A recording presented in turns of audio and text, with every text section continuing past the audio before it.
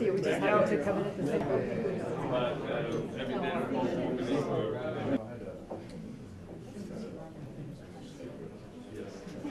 Yes, I know. I'm sure that George and you know that we had this new election. We had a bunch of elderly people here. I appreciate a bunch of you showing up for this event. I had like 2 trips recently to the U.S. First when I had to see Vice President Biden, Secretary Kerry, see briefly President Obama at Bush Library inauguration, and then see a number of U.S. presidents coming together, and then me going to Dallas, and that was amazing thing for me to see all these living U.S. presidents coming together, celebrating what is the greatest democracy in the world history, the greatest statehood in the world history. And of course, for all these years, for us, America was an idea, more of an idea than a real country. I mean, it is of course a real country with real problems, but we don't want to say this idea to be lost behind these problems. Georgia has managed to do amazing stuff as the U.S. ally, as a country based on the same ideas of freedom and democracy. We had the lowest corruption rate in Europe, the safest country in terms of crime rate in Europe, number 9 world best business destination in terms of ease of doing business and investment climate in the world, out of 190 whatever countries. We basically quadrupled our economy for the last 8 years, and we had diminished poverty by 2.5 times. So there are quite some things to be proud of. And we also managed to create free and democratic model of government, which resulted into change of government last October, which also indicates very strong first ever peaceful transition in our part of the world, which went very smooth. And I preside as president over this transition of government, and I'm very proud of the fact that we managed to do it. Of course, we have ups and downs, and of course, we have,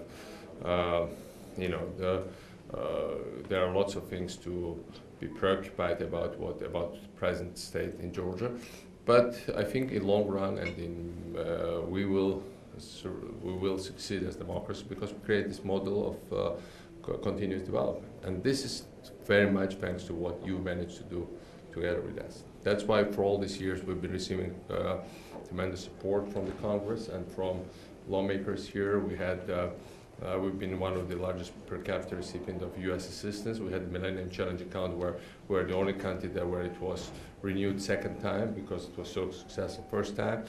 But right now, I think the biggest help where we need assistance and help from you, the Americans, is basically looking at freedom and democracy in Georgia. And if Georgia can continue and persevere as a free and democratic country, all the other issues will be solved, because we are, in a way, kind of unique thing of that sort in our part of the world, where Americans and are regarded as a face of American presence there. Let's put it this way. You are right. We had suicide bombing yesterday in our base in Afghanistan in Helmand, and unfortunately 3 Georgian soldiers were killed, and servicemen were killed, and 25 plus were wounded. But we still didn't hesitate a lot, and we've incurred considerable casualties in the past. I firmly believe in that mission. I believe in that mission because failure of America in our part of the world would be a disaster, primarily for us. You're a European country, but we are close to wider Middle East, and we understand what's at stake there, more than maybe many other European countries. That's why, of course, that mission would not be popular in any country, but there is no active, proactive kind of criticism of that mission, because people do understand what's at stake for all of us. And I think, and finally, I would just say that I'm finishing my term in November, but I am a firm believer in American exceptionalism. I firmly believe that this country has this role to play worldwide, and it also needs good allies worldwide that should be successful, free, and helpful to American causes, as well as, we don't need America to engage us, not like to have a military engagement in Georgia or a direct one, or we don't need America to have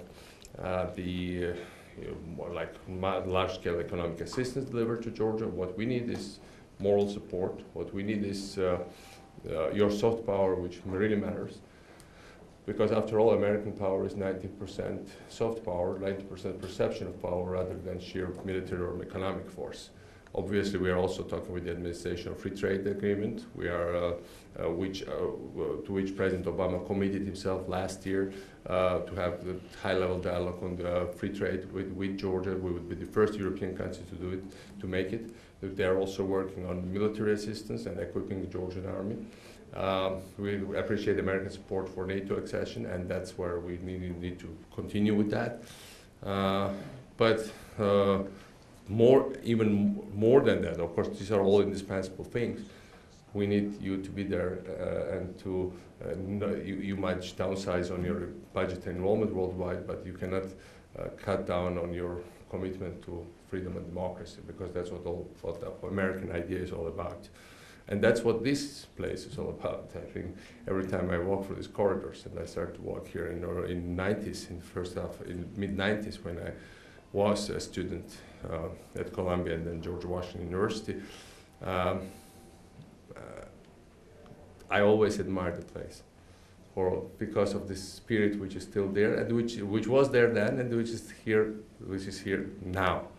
I remember first time when I came here, there were a bunch of people whom I met for the first time, like Joe Biden or John McCain, but there were like Jesse Helms walking around and a number of others who are no longer here. But the spirit is here. People do change. There are amazing new generation of congressmen.